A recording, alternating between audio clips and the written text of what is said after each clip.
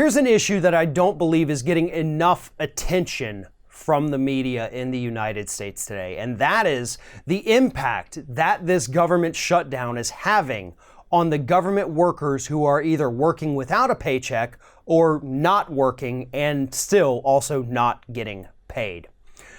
In the last couple weeks alone, more than 4,000 furloughed government workers who are not receiving a paycheck have applied for unemployment.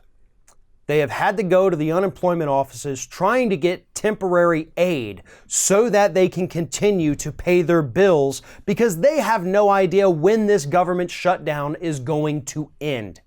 Thousands of new people just in the last 2 weeks applying for unemployment assistance because of the government shutdown. That puts an enormous strain on a system that is already strained because Republicans have tried to cut the funding and change the rules for it. And now we're going to strain it even more because of Donald Trump's temper tantrum. And that's just the beginning.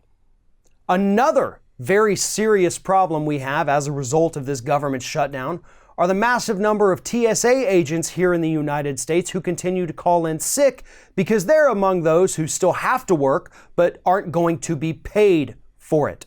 So the call-out rate for TSA agents across this country is increasing every day, which means we're basically having to pull in the second string, or we're having to operate with fewer TSA agents, which number one, obviously means the inspections are not as thorough as they should be. And two, passengers are having to wait longer times just to get through airport security because there's not enough people staffing them.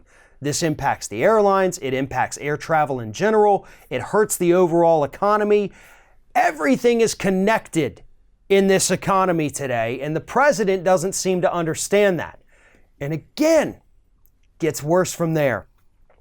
We have food stamp funding that is likely to run out in the month of February.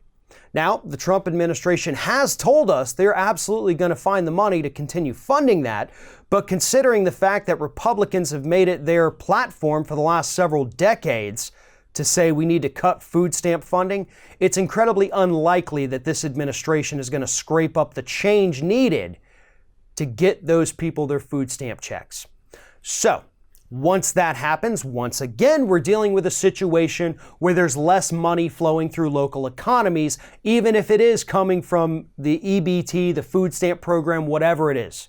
What's even worse than economic pain is the physical pain that the people are going to go through because suddenly they can't buy food.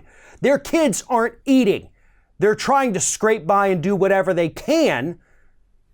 And now they're just in a situation where, oh well, Donald Trump's angry now and the government's not open to send you your food stamps.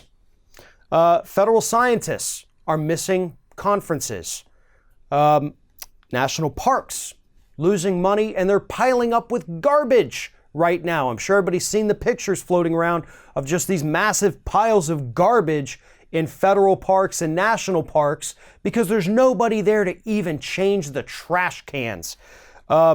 Disaster aid is another one being delayed for areas of this country. Florida, the Carolinas, California, Colorado, places that have been ravaged by floods, hurricanes, fires, and all sorts of natural disasters. We're not able to send the aid out to continue helping these communities so people aren't able to put their lives back together again because of the government shutdown. The list goes on and on. Politico actually did a decent job of putting together a good list of all the different areas that are being affected by this. And every single one of them is connected to something else in this economy, which is again connected to something else. But more importantly than that, than the ripple effects of the economy, which could tank very quickly if this shutdown continues, it's the human cost. The people not getting their food stamps, the people not getting the disaster aid, the people not getting their paychecks yet still being required to go to work, which means they also still have to pay childcare costs, and they have no idea how they're going to do that. People are suffering because of this. This is now the third longest government shutdown we've ever had in this country, and if it goes on much longer, it's going to go even higher than that. We can't afford this as a country, both economically and morally. We have to take care of these people first and foremost. And that seems to be something that the Republican Party controlling the White House seems to have forgotten.